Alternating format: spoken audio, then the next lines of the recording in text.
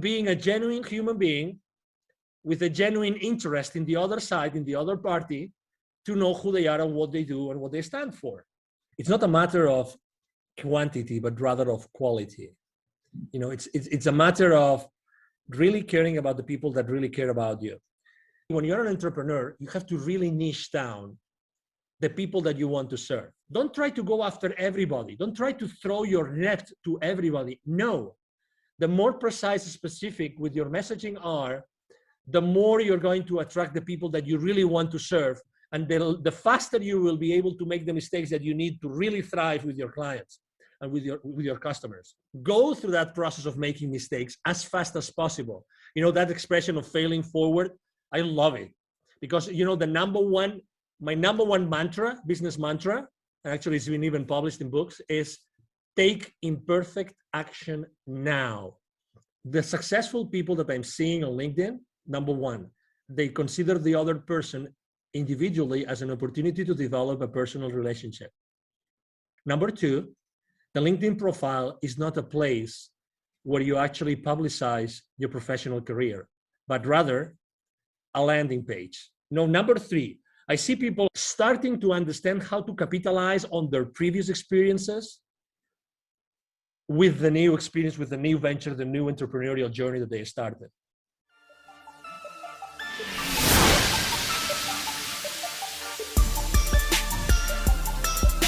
This is the Dragon Digital Marketing Podcast. Get ready for the digital marketing strategies and tactics that attract great customer relationships to your business. Here is your host, Monique Idimudia.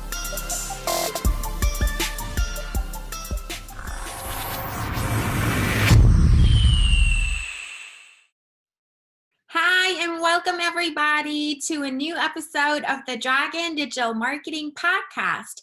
I'm your host, Monique, and you're listening to episode number 40. And today's episode is all about LinkedIn marketing. LinkedIn is such an important social media platform, and it's really special, and you can't miss out on the opportunity of leveraging LinkedIn for marketing your small business online. And here's why. LinkedIn is not just for B2B, and LinkedIn is a social media platform where people actually expect to receive news and updates from their favorite brands and their favorite businesses because it's a more professional social network, and it's actually been designed with that in mind. So you're not interrupting people with your posts when all they're trying to see is updates from their friends and family like on other social networks. So I'm super excited to talk about this. We're going to cover the topic in depth, and this is probably the only podcast episode that you have to listen to when you want to learn about LinkedIn marketing for your small business. And my special guest who's joining me on today's episode is known as the CEO Confidant. He's an influencer, he's a LinkedIn strategist and LinkedIn expert. Obviously, he's very successful on LinkedIn and an expert on the topic. He's also a TV host, a public speaker, a CEO consultant, board member, and last but not least, a philanthropist. He's a truly amazing person. And I'm so excited to introduce you to Angel Rebo. Hi, Angel. I'm so happy to have you here. How are you doing today? Very well, thank you. Thank you very much for having me, Monique, and thank you everybody who's listening to us today. It's a pleasure to have you. I'm so excited to talk about LinkedIn marketing for small businesses today. So why is it important for small businesses to be on LinkedIn? Well, thank you. Well, it's funny because when I was in corporate America and I left corporate America 5 years ago, I have to say very honestly that I wasn't using LinkedIn at all. But I made it for some reason. I knew that my future audience was going to be on LinkedIn because I've always been a business to business guy. And so I started my, organization, my small company. And I said, I think that, LinkedIn is going to help me. So I started to basically look around and see what people were doing. And my main goal, my number one goal at that time was, okay, so I have had all those many connections internationally with so many people. And also I had already lived in Dallas for 5 years at that time. But I said to myself, let's increase my outreach. Let's have a lot of connection. Let's connect with everybody that has been connected throughout my life. So I started the journey. The first step was literally like going out there, seeing everybody that I already knew, for some reason, I started connecting with them. So that ended up only like having, because not everybody is on LinkedIn at the same time, but I went from a few hundreds to literally probably like 1,500, maybe 2,000 people. And that sounds a lot for people that are starting on LinkedIn, but I said, no. I really want to like start going to the next level. So what about the connections, which are my second level connections, which are connected to my connections?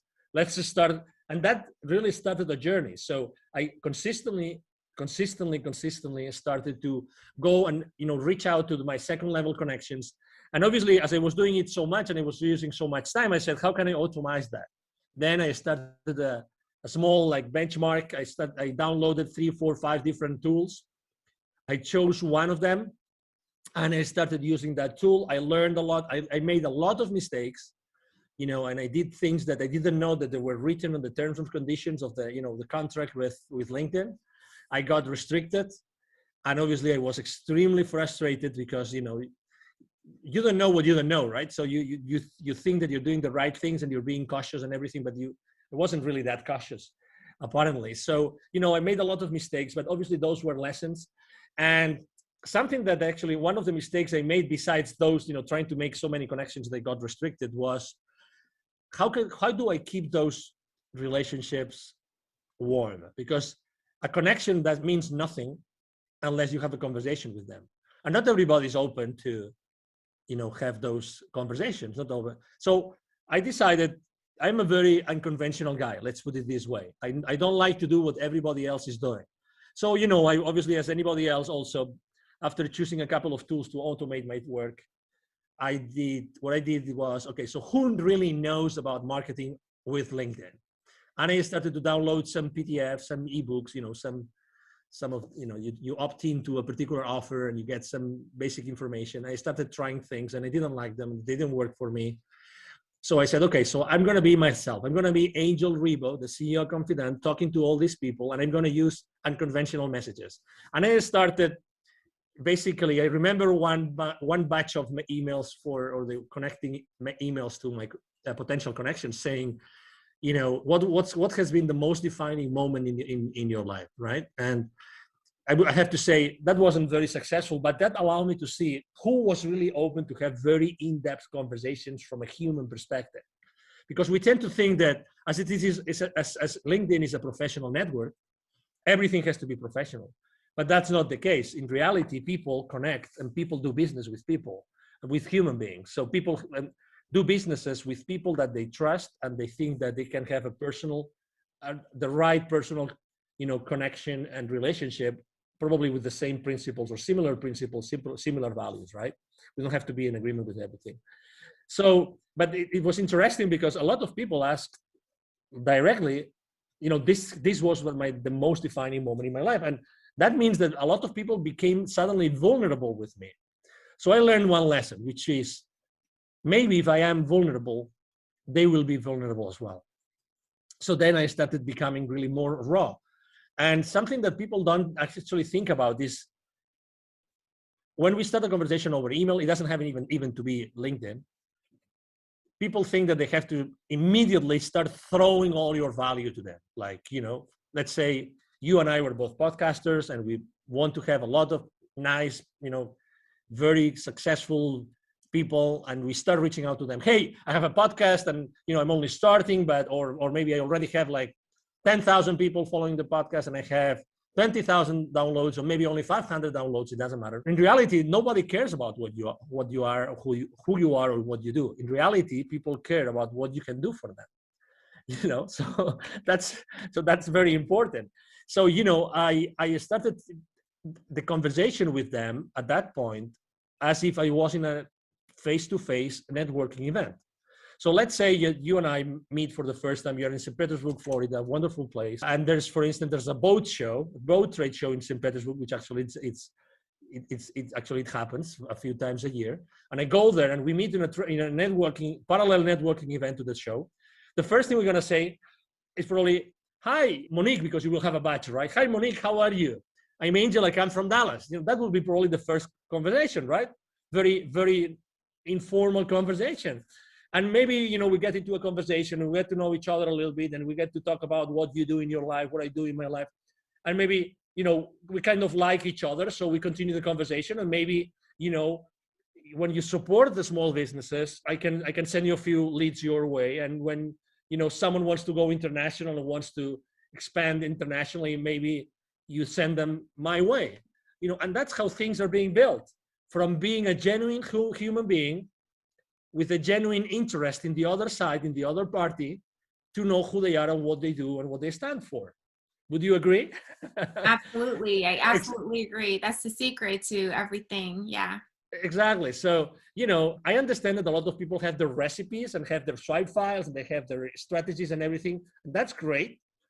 But, I think that until the moment in which you realize that being yourself fully is that you start thriving, that's the most important epiphany that I would probably recommend every single entrepreneur out there, every single business owner, that they try to shorten this path. Don't be in doubt. I'm sure that maybe in the beginning you don't really know if that's the right service to offer, the right product to sell. I don't know if that's the right way to say it. It doesn't matter. There is an exact correlation between the amount of energy that you're going to put on everything that you do and your results. And it doesn't have to be necessarily like politically correct or marketingly correct or salesy correct. Really, it's more important that you are yourself, genuinely yourself, and then everything will happen. Honestly, everything will happen. It's all about energy. I have a friend. He's very good. He's one of the few people I know that really understand sales. His name is Jim Padilla, Padilla, and he always talks about this, about being you, genuinely you, when you are, positioning yourself, your products and your services to anybody else. That's honestly 90% of your success in your entrepreneurial journey, Monique. Absolutely. It's all about authenticity and putting yourself out there, being a genuine human being. And that's how you get connections in real life as well as online.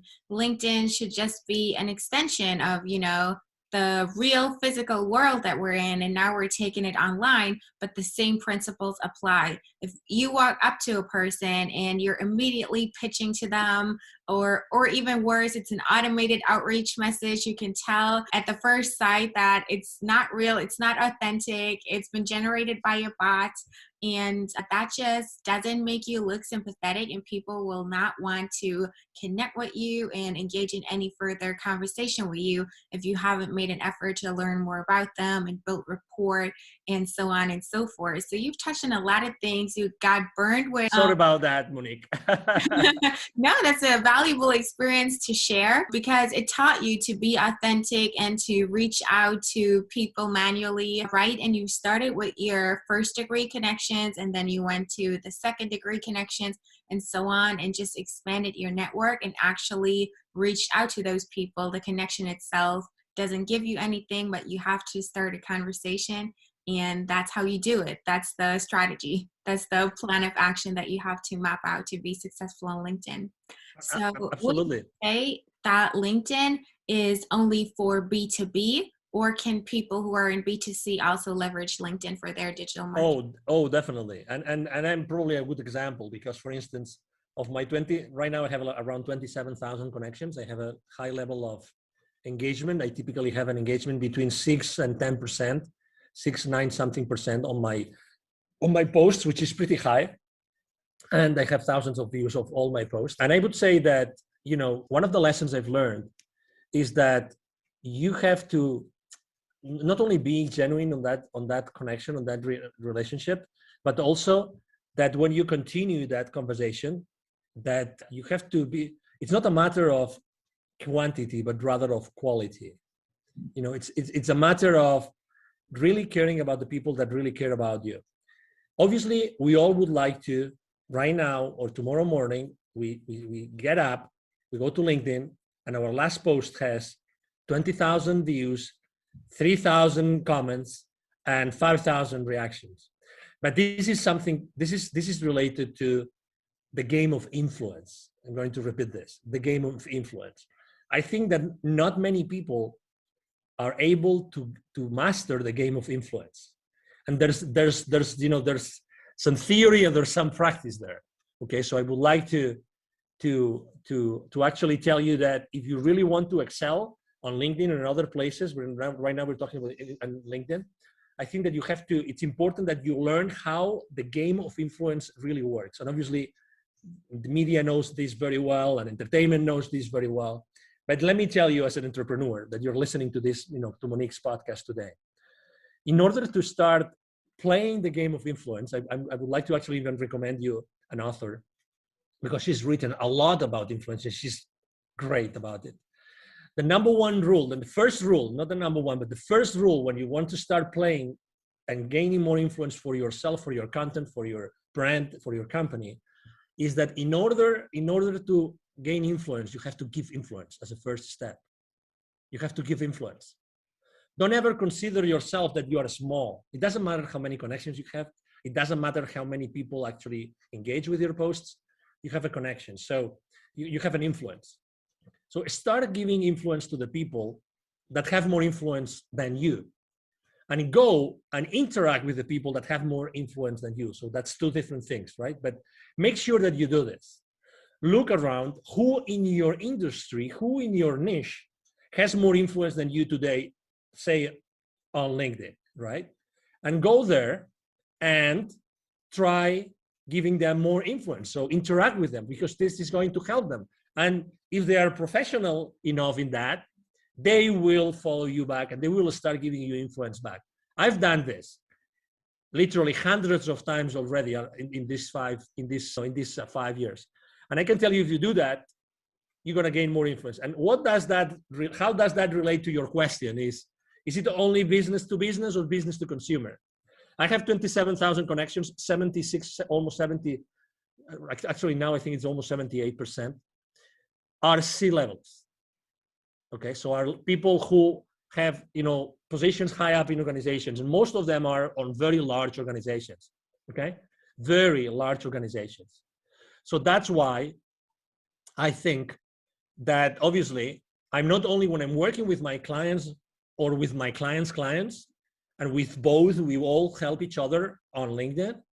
When I reach out to these people, I'm not only reaching out to their companies, but I'm also building those those one-to-one relationships with them as a human being. So to your question, absolutely. If you are offering, for instance, a product or a service who's only for a specific individual, because what you do is you have let's say a coaching practice. You want to coach someone, or you want to consult someone, you want to, for instance, help corporate executives to get out of the corporate world and set up successfully their venture, their company. Is LinkedIn the right place? Of course. But also, if you're offering, let's say you're offering luxury hotel stays in, I don't know, in Bahamas, for instance, or villas, is LinkedIn the right place to do it? Absolutely, as far as you are talking to the right people, the right audience.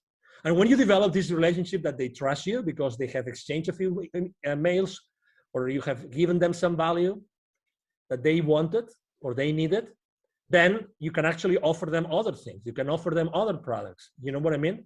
So at the end of the day, it doesn't matter where you are. The fact of the matter is that as far as you develop those strong relationships, you will be able to offer them both services for their companies and services for them personally. Absolutely. That's the power of the principle of reciprocity. You give before you ask, and people will reciprocate really most of the time. And everybody's on LinkedIn, not just, entrepreneurs and people who own businesses. A lot of people who work in jobs are on LinkedIn well. So no matter whether you're in business to business or business to consumer, everybody works P2P, people to people. So you can find your audience on LinkedIn and leverage it as a tool. And it's a huge social media platform, and you definitely be missing out if you wouldn't leverage LinkedIn.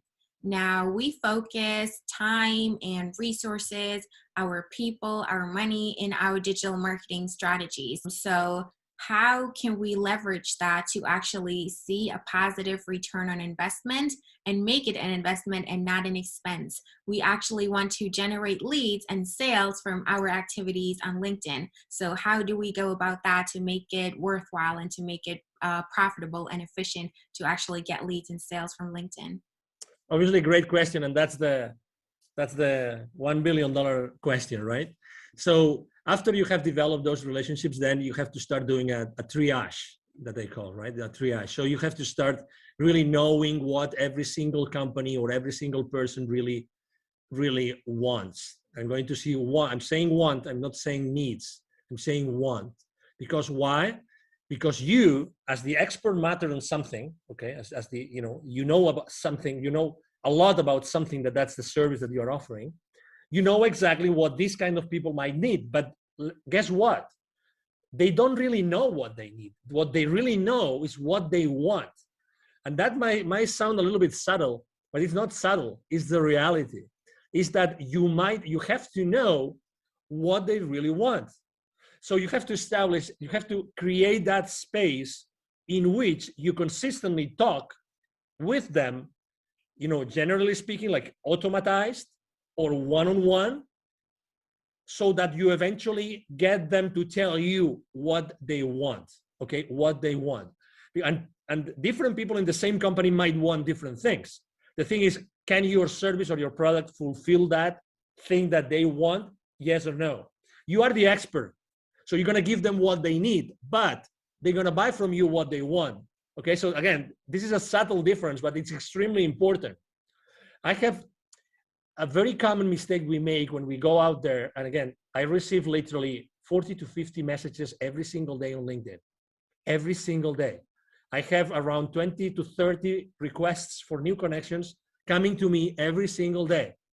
Every single day. So, and I have to tell you, less than 1% of the messages sent to me, I really am willing and open to have a conversation, because they just throw things at you, without really caring about me. You have to be, when you're an entrepreneur, you have to really niche down the people that you want to serve. When we are entrepreneurs and when we start our journey, we are extremely fearful about many different things, about money, about the future, about the uncertainty, you name it, about family, about mortgages, about our bills, you name it. I mean, you are an entrepreneur, Monique. I'm sure that you resonate with what I'm saying. But guess what? The more precise and specific that you are with your message, the more you are going to connect to your audience. And it doesn't matter how big your audience is. It doesn't matter how, in theory, your audience, how big in theory is that going to be. In reality, you only probably need what? 2, 3, 4, 5 clients to start having your business, ramp up. So, and when you start doing that, guess what? You start making mistakes. Oh no, Angel, no. I don't want to make mistakes with my first customers. Well, guess what? You are going to make mistakes with your first customers, because that's it has to be like this. And then you will adapt, and you will apologize, and you will learn, and you will offer more and more and more value to those customers until you have had so many customers and you have made and learned so many lessons that you will do a much better job and you will make much more money. But again, don't try to go after everybody. Don't try to throw your net to everybody. No. The more precise and specific with your messaging are, the more you're going to attract the people that you really want to serve. And the faster you will be able to make the mistakes that you need to really thrive with your clients and with your customers. And that's fearful. And I understand that, because I've been there, and very often I am there. For instance, last year, 2020, that was a year of pivoting, right? Everybody was reinventing themselves. How am I going to adapt to the new market, blah, blah, blah. I was helping here. I actually was able to give even 2 webinars to the local community of entrepreneurs through an accelerator here, business accelerator. And I was telling them the same thing. Hey, if you're going to change, make sure what you're going to offer is going to be extremely specific, so you will be able to, go through that process of making mistakes as fast as possible. That expression of failing forward, I love it, because, my number one mantra, business mantra, and actually it's been even published in books, is take imperfect action now. Take imperfect action now. That's my favorite mantra. Unless you confront your fears immediately, it doesn't matter how many mistakes you make, you will never thrive. If you really want to be an entrepreneur, committed to yourself and to the rest of the people around you, your employees maybe, or maybe your family or relatives, take imperfect action now. Don't wait for anything else. Absolutely. I totally agree. You know, in order to get where you want to be, you have to get started. The first step is the most crucial step. And, you know, everything comes from practice and experience. You cannot expect it to be perfect when you're just getting started. You just have to get the ball rolling, and then you get that snowball effect. And basically, what you do when you reach out and engage in conversations with your connections is you create a vision match, and you connect what they want with what they actually need and what you can offer them. Bring it all together, align it, and they'll see that it makes sense for them and become your customers and become happy with what you have to offer for them.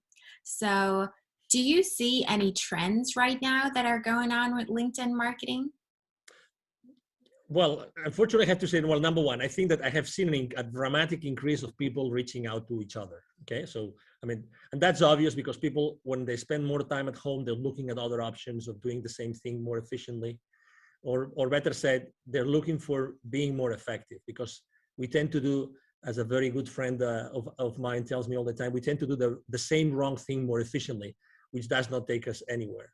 So what I'm saying is, number one, a lot of people, many more people reaching out. But as I said before, guess what? These people are not personal. They are not personal. So I keep on seeing a lot of people making the same mistakes and doing the wrong thing more and more and more efficiently. Why more efficiently? Because the messages are longer. So instead of being one page of verbiage that you really don't care about, now it's 3, 4, 5 pages. Literally, I mean, I really don't understand how this is possible. But anyway, so the successful people that I'm seeing on LinkedIn, number one, they consider the other person individually as an opportunity to develop a personal relationship. As it sounds, okay? As it sounds maybe too raw, but this is it. Number two, the LinkedIn profile is not a place where you actually publicize your professional career, but rather a landing page. And there's many people saying that out there, and I couldn't agree more. A landing page, okay? A landing page. So that means that what you show there is actually you are showcasing your products and services. So again, think in terms, when you're designing your page, your profile, think in terms of this that I just said, okay? I mean, I do this not only for my profile, I do this for my clients, because again, you don't want to show your clients, you know, how many years you work for X, Y, or Z. You can always do that afterwards. You really want to show them what you are about. You want to show them real testimonials of people that you helped before. Now, number three, I see people, obviously, there's a lot of people going out of the corporate world. I see them starting to understand how to capitalize on their previous experiences with the new experience, with the new venture, the new entrepreneurial journey that they started. And I would like to tell the already existing entrepreneurs who are already on LinkedIn, even if they're already active, to go back and rethink this, okay? So you still have an opportunity to go, because you obviously started somewhere, right? You for sure have an experience of some sort on some company, medium size, small size, large size, it doesn't matter. Go back to that experience and think about how can you change your presence on your profile so that becomes a beacon, so that everybody sees this amazing testimonial, this amazing experience that talks to the audience that you want to serve. And that's another thing that I see very, very, very clearly. So the people are starting to understand that the profile is much more. And probably the last trend that I would say that I'm seeing more and more often is that people are obviously reaching out to experts on the matter. Let's say they're not taking risks. So they want to go to someone that has already been successful with LinkedIn, that has already been able to make the mistakes so that they avoid making the mistakes. If someone gets restricted on their profile right now, very honestly, and there's thousands of them every single day, is because you want. Because I already warned you. I made the mistakes. So why would you make the mistakes if I'm telling you what mistakes not to make? You know what I'm trying to say? One of the main mistakes I made, I don't know about you, Monique, when I started my journey, I didn't ask for help. And that was a big mistake, because the most precious resource that we have in our lives is exactly that, time. It's time. I wish I had invested more in other people helping me when I started my journey, because they would position my business into a place in which I would probably have saved 6 months, 12 months of time. And time is the most scarce resource. The only scarce resource actually we have is time.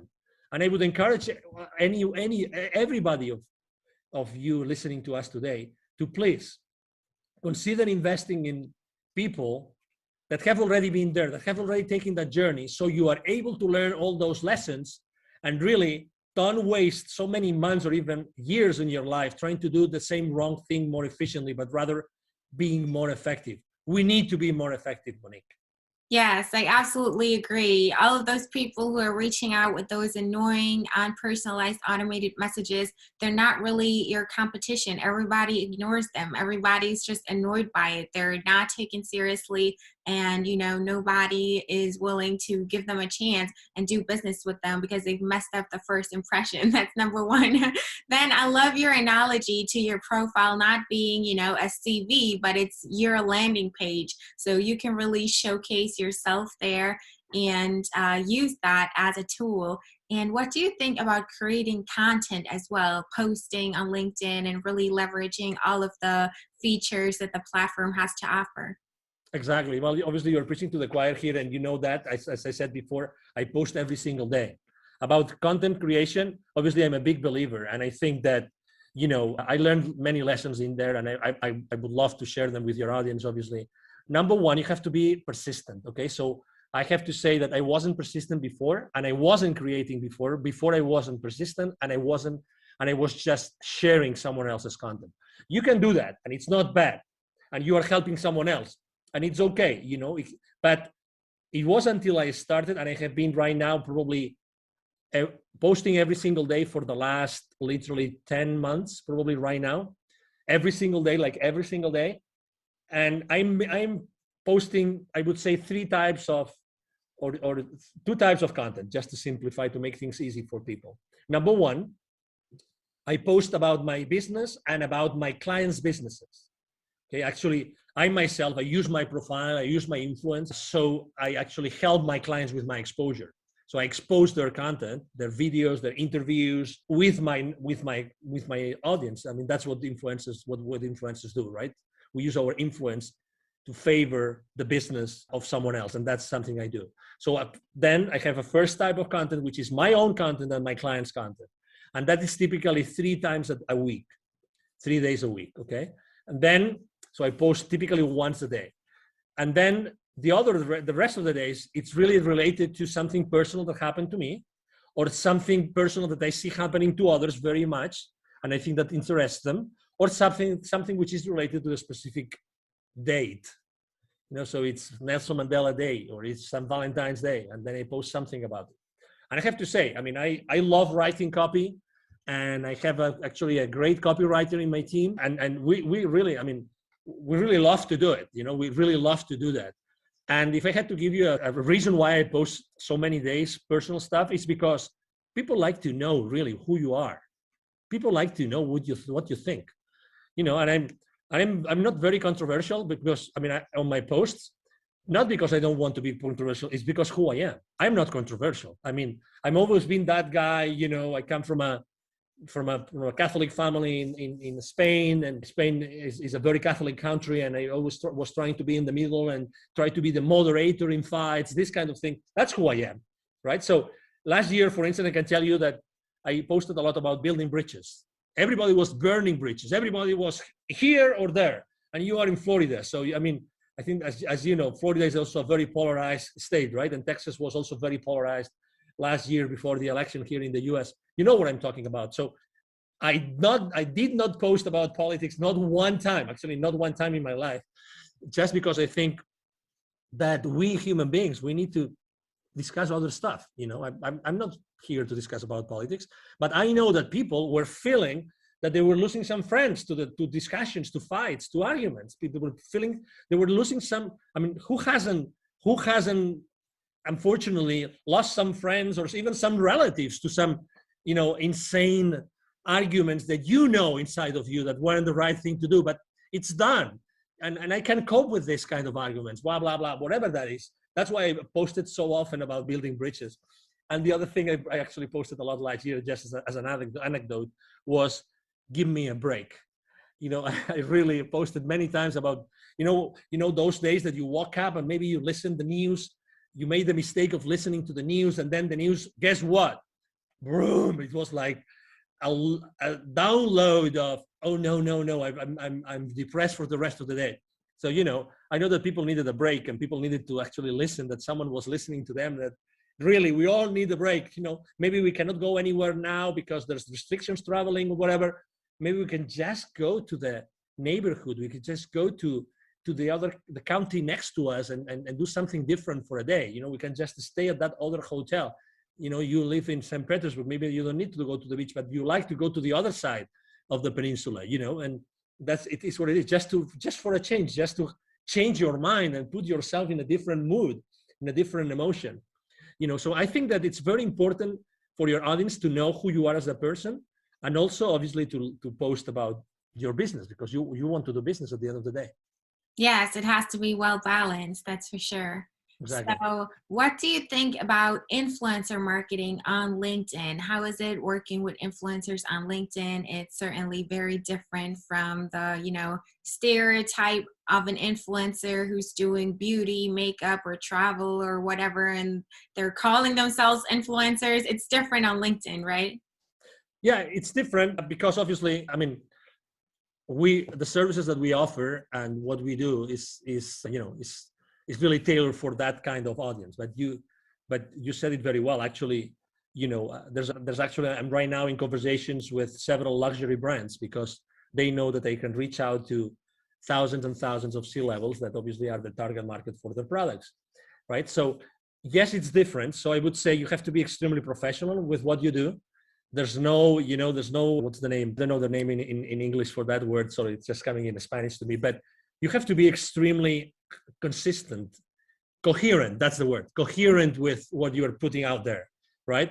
If you are a coherent, you're a serious business person, it's the same thing when you're using your influence for other brands. And actually you have to be even more coherent with that seriousness, with that, that principles and those values that are behind your brand, in my case, the CEO of Confidant brand.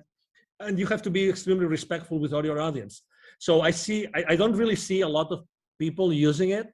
And for instance, I'm using it because I already told you I use my influence. So I am an influencer on LinkedIn.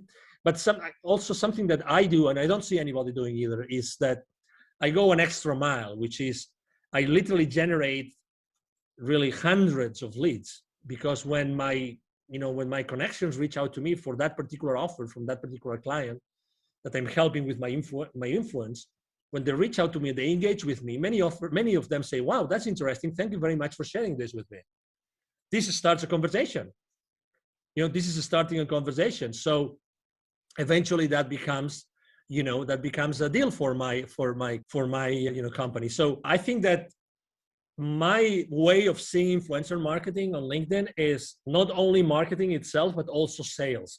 For me, it's generating leads. And if you are not generating specific leads, and I'm able to drill down really to like the name and the number of employees of that company and the position of that person, that's the beauty of LinkedIn. I think that I'm missing my word with my clients. And I'm all about offering more value than the value that they expect. So, and that's why, again, for me, I see LinkedIn more like extremely professional, but generating not only influence and presence and clicks on links, but also engaging. And that's beautiful. That's excellent. And I like to do that. Yes, absolutely. I agree. Influencers on LinkedIn are just people who literally have influence. It's about the know, like, and trust factor. It's about having an image that you keep up consistently. You don't deviate from it. Talk about controversial things like family, beliefs, religion, race, politics, things like that. Those can get you into trouble, and it's kind of tricky to navigate through that. You want to stay consistent to the values that you have and practice what you preach. The influencers on LinkedIn are just people who know the right people and are known by the right people. So it's not just random, people who post pretty pictures that inspire others, and that's what makes them influencers. It's not like that on LinkedIn. It's a lot more professional. So you have to find those people, reach out to them. The analytics that you get are just amazing. You can drill people down by industry, by position, levels of experience, and so on and so forth to find your right audience and then reach out and connect with the right people on LinkedIn. Yeah, exactly. It's a different game. And it's easy to your point and to your questions, Monique, it's easy to get overwhelmed on LinkedIn. So I would suggest, obviously, you have to build your own system. You need to build a system of systems, right? A system that has different pieces so that all together you keep your sanity, number one, and you generate business for yourself and for your clients. I think that's very, very important. Exactly. What do you think about LinkedIn events? I think that they have to, it's obviously it's a good, let's say any excuse to engage with your audience is good. I am still on the fence about it because it's still not, I think people are not using it to the full extent. So when you are trying to actually opt in for an event, there's so many steps that you have to do manually. Everything is not yet, or people are still not learning how to do it all automatically. So eventually you end up doing a lot of stuff, a lot of clicks and searches and online things to actually find the event.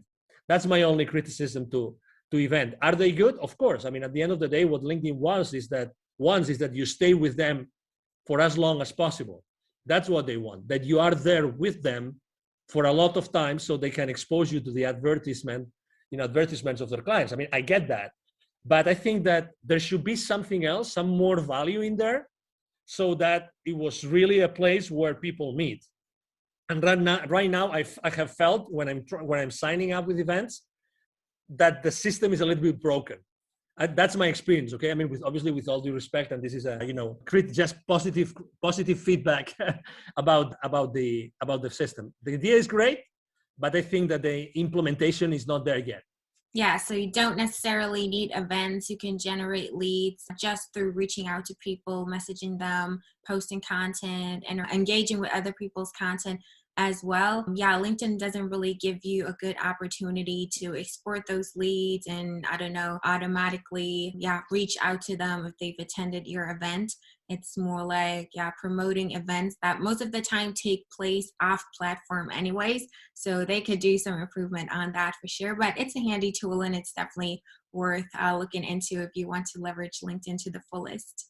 I would definitely use, exactly to your point, I would definitely use LinkedIn actually to drive traffic to an outside of LinkedIn event.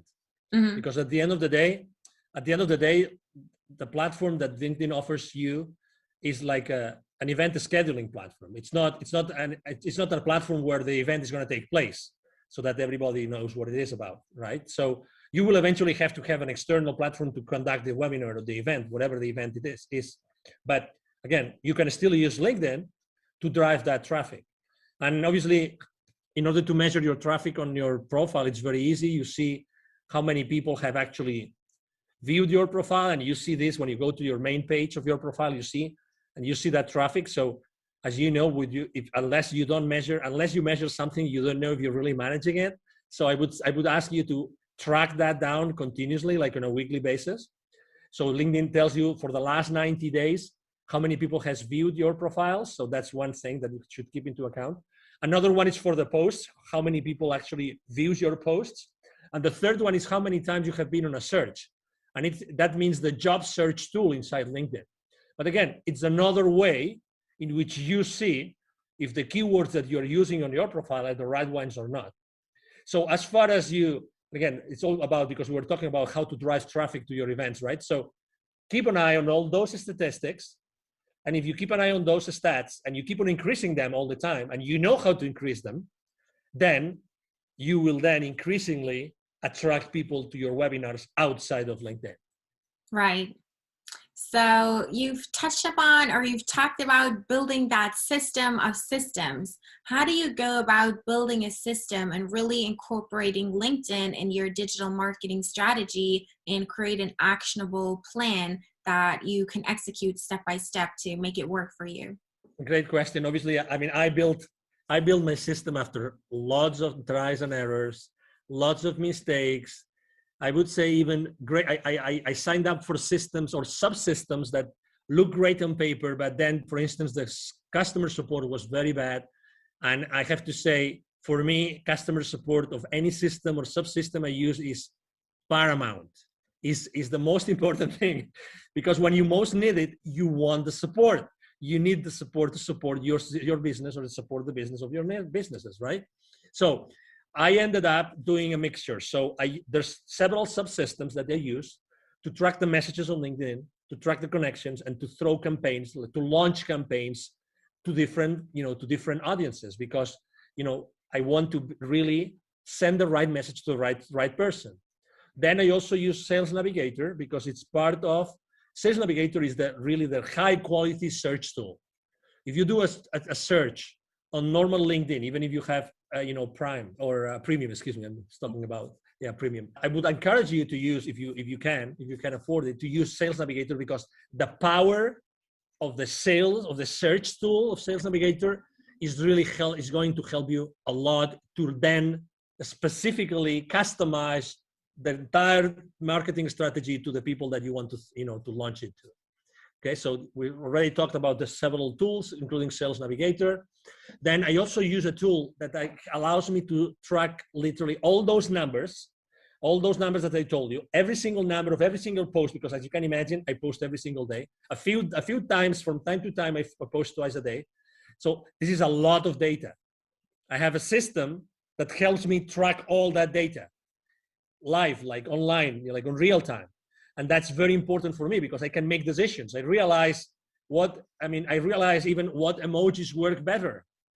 All these kind of things, how easy it is to read my copy today compared to how easy it was 2 days ago, 3 days ago, 4 days ago, or 4 weeks ago. So I track all these things, and I have a system that tracks it down. And then to put it all together, actually, there's something called, you probably have heard of this. There's a tool called Zapier. What Zapier does is, let's say it's a tool that allows you to actually integrate the rest of the tools. So I would say, if I can use, and with all the respect to all the people that believe in God, including me, right? Zapier is the God of technologies, okay? Zapier is like the octopus. If you've seen that precious movie, My Octopus Teacher, which I recommend to everybody, by the way. So it's like the God, which is in the middle, that helps you integrate the rest of the tools. So I put Zapier in the middle, which is really easy to use.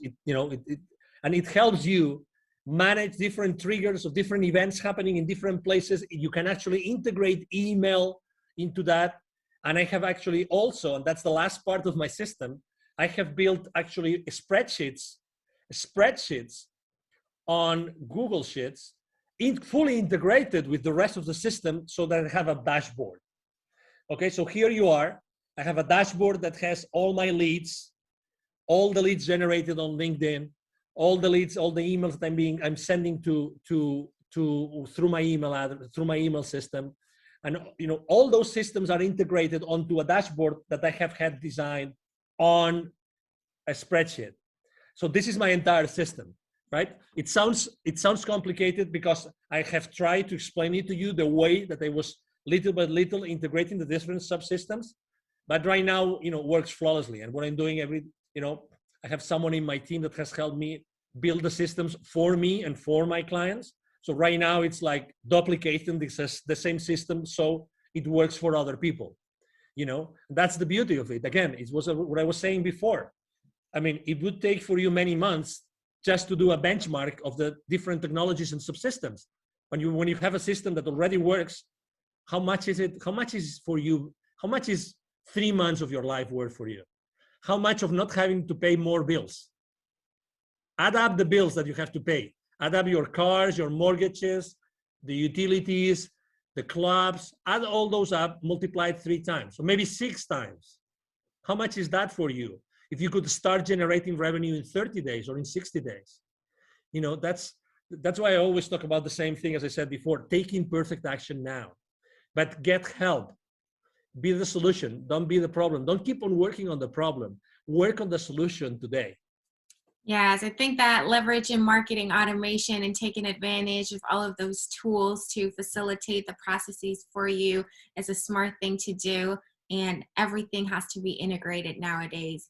you can't, invest your time in doing repetitive things manually over and over again to create the spreadsheets and everything yourself.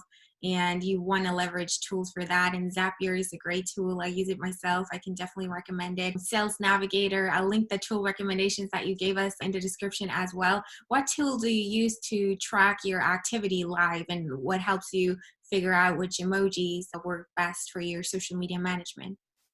Yes, there's a tool called Shield App.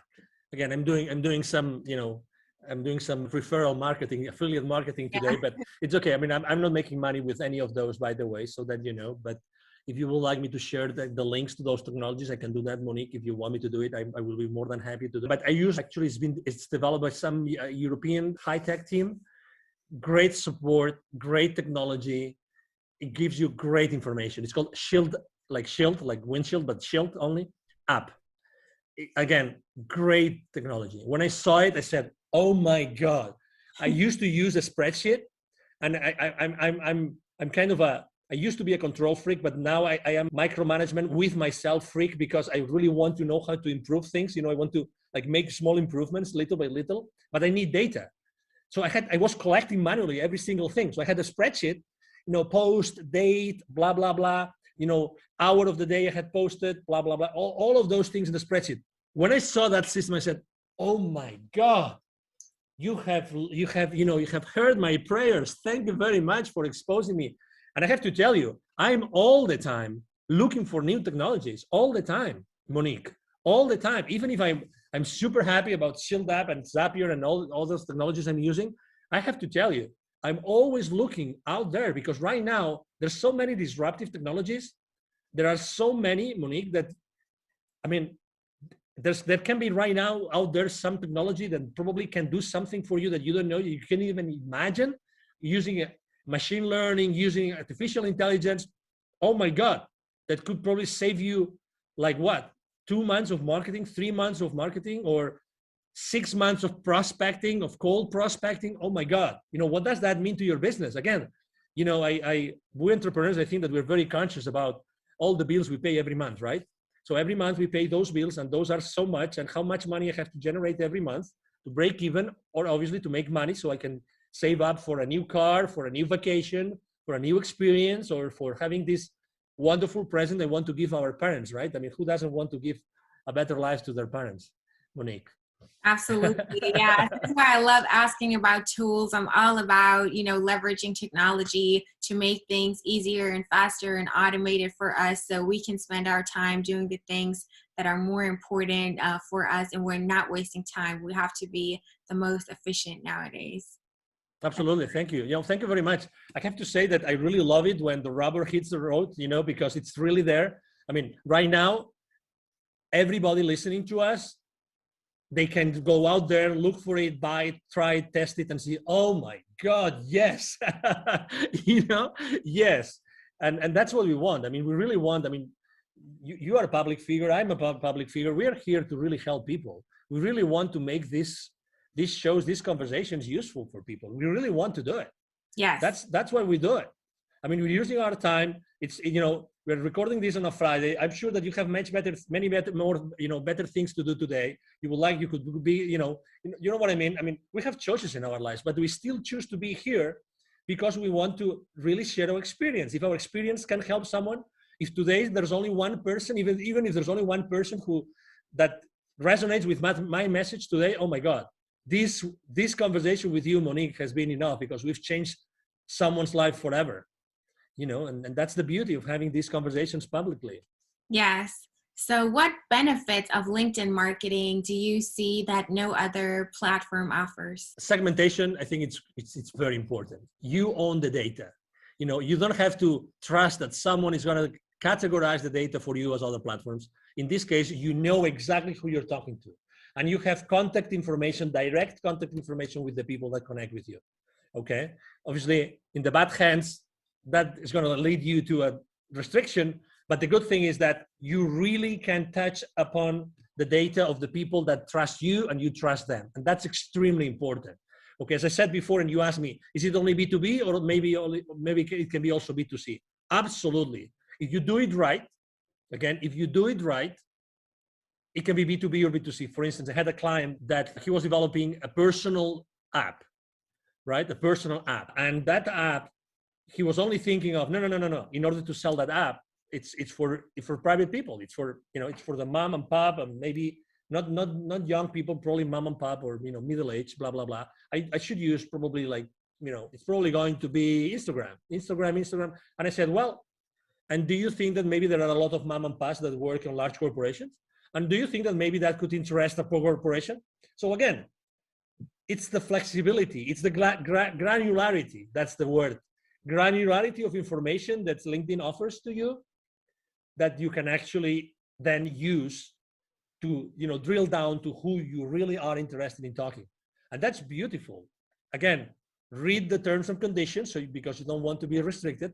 But this wealth of information, again, to be honest, I consider LinkedIn to be a search tool. It's nothing but a search tool, to be honest. It's a search tool, but a very powerful search tool that allows you to do a lot of things. But it's a search tool. Yeah, that's right. It's a very powerful search tool. Actually, if you go now to Google or to any search tool and online and you put my name, I bet you that probably the first line of Angel Rebo, R-I-B as in boy, O, is going to be my LinkedIn profile, for sure. Obviously, because I have thousands and thousands of people watching my profile, every single day, but also because they want to be a search engine. They want to be so that whoever is looking for someone, the traffic is now driven back to LinkedIn. That's what they want. LinkedIn wants you to be spending a lot of time on LinkedIn. That's what they want. Yeah, so it's self-reinforcing, and your goals and the goals of the platform are aligned, and they keep pushing you more and more because you do what the algorithm wants to see. You don't, try to drive people away from LinkedIn and, always link to other websites and try to get them to leave LinkedIn or whatever. No, you're using the features that LinkedIn offers you to engage with people and pursue your marketing goals, and you're doing it all on the platform. You're using their events feature, their messaging feature, you're sharing content directly on there, you're endorsing people, receiving recommendations, giving recommendations, and collect everything on LinkedIn and use that as your marketing tool, use your profile as your landing page, and that helps LinkedIn out. And if you help them out, they want to help you out too, so they're not going to punish you, they're going to give you an amazing organic reach and all of that, and it's just a win-win. That's right. So LinkedIn also has this feature where you can publish articles. So you can also use it as an extension of your blog and publish stuff there on LinkedIn. Do you recommend doing that as well?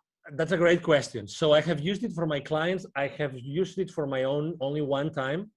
And the reason why I have done it so little for me and also so little for my clients is because I think that written content, even if it has pictures and it has, photos and it has charts and it has bullet points, how many people do they really have the time to read the entire article? That's number one. Number two, how many times, if you reduce the size of the device screen, right?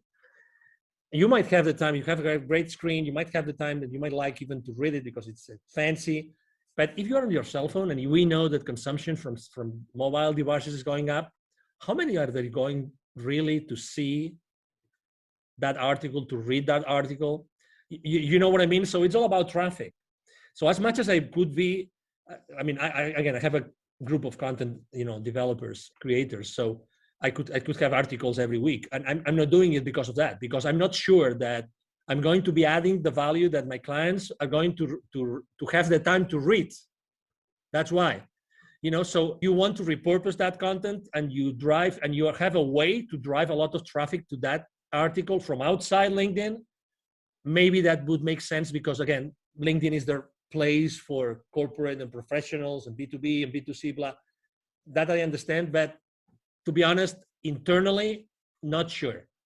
Yeah, so it's better to post directly in the feed, post images and text there. You can post PDFs. It makes your content more easily consumable at a glance while people are scrolling through their feed, and they don't have to take the time even to actually read an article. That would actually be the smarter thing to do that you also recommend. That's good to know. Absolutely. I mean, people may have different opinions, but I'd rather probably write an article at, I don't know, at Thrive Global, Ariana Huffington's online publication than doing it on LinkedIn. I mean, as much as obviously, I mean, as you probably can imagine, I spend hours every day on LinkedIn, literally hours. Yeah, so you would know. I think it also depends on your niche. For a minority of people who are in the copywriting niche, or I don't know, poetry, whatever, when it's all about writing and they know their audience likes to read, they only want to read, and they it's really all about text, then of course you can leverage that. And it's great that LinkedIn offers that feature, because you can showcase your work and share it with the audience without having to, drive people off the platform. So you can use that. But in general, it might be more beneficial for you. I mean, you have to test it out. There's no one size fits all answer to anything in this world, but in general, it gets more traction when you post in your feed. Because if you publish that article, you write it, you publish it on LinkedIn, then when you share it, all that people see is a preview. They see like the header image, a title, and like a small description of the preview. So they still have to click and they have to leave their feed to even be able to read that article. So it might be, easier to get the message across right there in the feed when they can see it right then and there. Yeah, exactly. And you cannot manage what you don't measure. So look at the numbers. I mean, you have your own audience. Look at the numbers. Look if you're grabbing the attention of the LinkedIn editors. That's another option. Obviously, see how much attraction you get with your articles. Yeah. I as I said before, I'm not a very conventional guy. So I like to try everything that I'm being told. You cannot do that. Okay, let's try what happens. Again, within a framework of, principles and consistency with my brand and everything. Yes, that's important though. Test. Oh, totally. Yeah, really. Don't be afraid. Again, at the end of the day, if you are, I always tell the same story. If you are afraid of trying something on LinkedIn or any other social media platform, if you are afraid, ask yourself the following question. Are the potential viewers of that post that might not like it, are they going to pay for your bills this month? Are they going to pay for your bills this month? You tell me. So why do you care about people that don't like what you're writing? I remember one day, the first video I've ever done myself online, it was on Facebook. Okay, that was 5 years ago, a few months after I left corporate America. And I was in panic. I mean, I right now I can do any interview, but I was in panic. I was so in panic that actually, as soon as I clicked like stop broadcasting live on Facebook, I started crying because the pressure, when the pressure is so high that the only thing you can do is like get all this pressure, the stress, anxiety away. I started crying. I don't mind saying it. And then I actually did something even worse, which is I sent to all my email list a link to the video. Guess what? There was a guy that responded to me. I have this email somewhere. I should frame this email. This is the most stupid video I've ever seen. Can you imagine? Like in that video, I was basically like getting naked, not physically, but this is why I decided to start my own company, and this is why I decided to start my nonprofit. So when you're explaining the reasons, and there's no reason why, you just want to like make peace with yourself, so everybody knows what you're doing. This kind of video, and this person told me in writing, this is the most stupid video I've ever seen. Don't send me any other email again. Obviously, I said, wow. But I mean, probably some people would have said, I didn't respond to the email, but some people would have said, oh my God, it was probably pathetic. I was pathetic, and oh my God, maybe I shouldn't do this anymore. Or the other way around. I mean, I realized that video was my thing. And honestly, I mean, right now video, I love video and I use video as much as I can because it's much more direct, and people prefer to spend 2-minute video, and if it has subtitles, even better than doing many, many other things as far as, content consumption is. Yes, so, don't listen to the haters. They're just jealous. They're, trapped in the rat race themselves and unhappy with their life and their corporate job. and they just can't be happy for you that you got out and started your thing, and you have the courage to make a video and share your emotional experience and Exactly. your reasons there, and just want to hate a troll. Yeah, always keep that in mind. Don't let it paralyze you or make you doubt yourself. Just ignore it. It's the best thing you can do. Yeah, exactly. And when someone said, I don't remember which of these online very famous marketeers, I went to their conference, and they said, when you see the number of haters increasing, it means that you probably are doing something right. Exactly. You're doing something right. So people, and some people might actually don't like to see that you're doing things differently, and they might take it personal or judgmentally. So, but that's okay. It's okay. You don't have to please everybody. You're here to help the people that want to be helped, and not everybody wants to be helped, and that's okay. That's why I said, niche down, be consistent with the same message with the same people. Yeah. Are there any LinkedIn marketing tips or best practices that you haven't shared yet and you definitely still want to share in this episode? Well, make sure that you use a lot of your keywords. You use a lot of keywords in your positions, your experience positions, and your about section. To be honest, the about section is not as important as people think it is, because it's always hiding. So people don't even go there and click. It's easier for people to see your experience than to see your about section. So don't pay too much attention to that. What else? Tag people on your posts. I think that works. If some people do not like to be tagged, they will tell you. I get messages every week of people saying, thank you for tagging me, because I needed to listen to that message. I needed to read your post today. So, again, don't ever think that, don't prevent yourself from doing something because you think that you might upset someone. Never, ever make a decision thinking on these terms. Honestly, never. And so I do tag people. Another very easy tip I can tell you is that it's been shown that the perfect number of hashtags on your posts is 3. I would recommend you to actually choose the right tag hashtags for what you're doing. And I like to use hashtags that have huge outreach. I like to use 3 hashtags that have huge outreach, because very often I get this notification that, hey, your post got trending on innovation or on technology or on any other, or on startups or any other of the hashtags I use. And obviously, who doesn't like that? Who doesn't like to be found like your post is trending on that particular hashtag? That's very nice, right? It is, definitely. Exactly. Don't be afraid of reaching another tip. Don't be afraid of reaching in theory, highly powerful people in corporate America, because they are as human beings as you are. And again, if they don't want to connect, they will not. So just have a genuine conversation from you, whoever you are. I'm XYZ, and I'm reaching out to you because of this, and that's it. Again, don't be afraid of making mistakes. There can be, I have really, really like very powerful people on my LinkedIn. I have multi-billion-dollar, CEOs, company CEOs on as my connections. And I treasure a lot those connections, and I don't bother them unless it's necessary, and obviously bother for me means sharing some value that I think that it might be useful for them after I have had a conversation, right? Absolutely. So exactly, spend a lot of time, see what other influencers do, see what, again, don't take anything for granted. Very often, people are offering me services on LinkedIn services, and I go to their profiles, and guess what? I look at their posts, I look at how many people engage with their posts, and guess what? Are they walking their talk? That's my question. It's like, that's my question. I remember when I was at some point in my life, I was literally teaching, dozens of salespeople. I was giving sales training.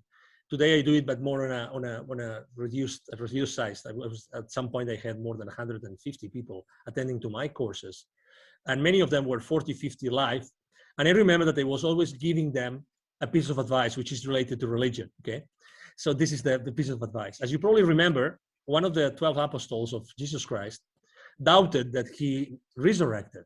right? And that one, well, there were a few that doubted it, but there was one specific, which is the main goal of this, an anecdote I'm sharing with you. That was Saint Thomas. So for those of you that remember what the Bible says, or what the Gospels say about Saint Thomas, is that Saint Thomas didn't believe that that person was Jesus, resurrected Jesus, until he put his hand on the wound that he had under his chest. And I always use this anecdote with my salespeople, which is never believe anything that anybody tells you in any company until you see it with your eyes, until you put your hand in the wound, in the side of the body of Jesus. Don't believe it. You know, obviously with all due respect, okay, I'm using this anecdote with all due respect to everybody. But unless you double check and you triple check, don't take anything. Don't take the word of anything. I mean, don't even take my word today. Honestly, make your own decision, and and go and research and do your research and see what's the exposure of a specific person. I mean, if someone is recommending you to write good copywriting for LinkedIn, for instance, which is actually that's another lesson for another day, Monique. We can talk about what is the copywriting the copy that sells on LinkedIn, right? So, and obviously we write every day, so we've kind of learned a few lessons. So if someone is offering you copywriting for LinkedIn, test them. Go to their post and see how many people actually watches their, views their posts. Honestly, and how much content do they have? How can they tell you that their content is good if they cannot tell you, they cannot show you that they have written, I don't know,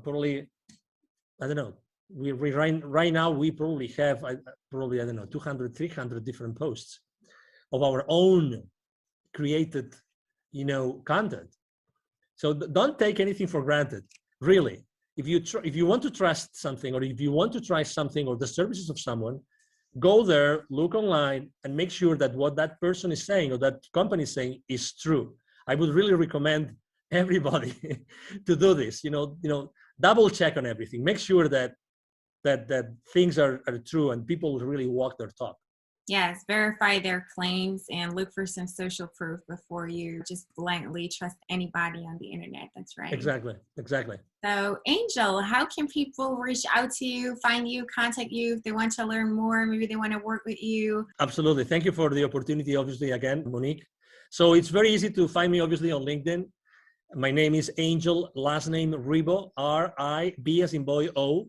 My brand is the CEO Confidant. So if you go to even if you go to Google, you will find me easily, Angel Ribo. I have a team of people working with me. So we answer all the messages on LinkedIn, those 40, 50 daily messages on LinkedIn, they all get answered, all of them. And also my emails, I would like to actually offer my direct email address. And again, I respond, either myself or my team will respond the emails. My email address is angel@angelrebo.com. angel@angelrebo.com. That's my email address. And again, I would love to engage in a conversation with you. I mean, very honestly, I talk to a lot of people. I'm really the kind of person that whenever I can help, I help every single time. Anytime I'm being asked, I mean, just to give you an example, for COVID, this local business accelerator that serves so many small business owners and entrepreneurs and startups, they asked me if I wanted to be their mentor for some of their organization. I said, of course, anytime. So I'm this kind of guy. I like to help because I believe strongly in something that you said. And actually, I believe in that law, universal law of reciprocity. I mean, it is what it is. We cannot fake it. We can't change the laws of the universe. It's the law of reciprocity. The more you do, the more you receive. So I really strongly believe in that. And you can test me anytime. You can test my claim anytime, reaching out to me directly. And again, as I said before, thank you very much, Monique, and thank you very much to the audience listening to us today. You're welcome. It's been my pleasure to have you here. You shared so many valuable tips. It's amazing. Highly appreciate it. And I think it's a great interview. Thank you so much. Absolutely. Thank you very much, Monique. Thank you so much for watching and listening to this episode. This was a super valuable episode packed with actionable tips and tactics that you can start executing today. I'm sure this has helped you out a lot, and I have something for you that's going to help you out even more. I have a free gift for you, and it's a buyer persona template. A buyer persona template helps you to create detailed buyer personas, which are semi-fictional representations of your ideal customers for your business, so you can tailor your outreach on LinkedIn, you can tailor your copywriting to your ideal clients, you can tailor your messaging, all of your marketing campaigns, all of the content that you create and put out there to actually speak to the people who are in your target audience and resonate with them and stand out and cut through the noise and be unique and differentiate yourself from all of the other people that use automated outreach methods for their LinkedIn marketing, or just put generic stuff out there that not really speaks to a niche and thus is irrelevant. So if you are looking to really see results with your marketing and tailor your messages to your target market and your audience and the people that you want to reach, you need a buyer persona to make it specific, to make it personalized and custom and tailored to them, so you're actually seen and heard and you're getting the results that you deserve.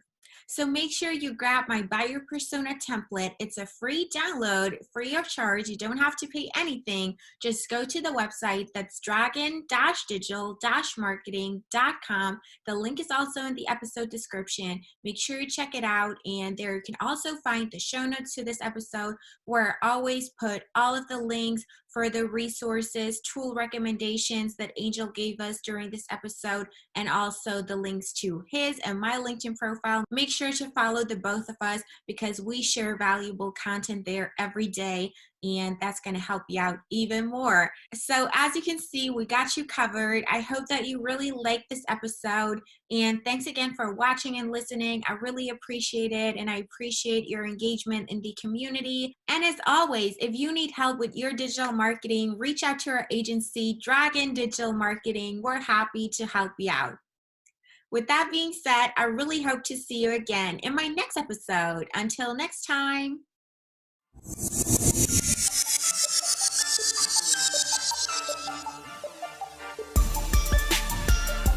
Thank you for joining us for this episode of the Dragon Digital Marketing Podcast. You can visit us at dragon-digital-marketing.com for more resources and for more episodes. Let us know how you like the show and write us a review. We are grateful when you like, share, and subscribe. We appreciate you.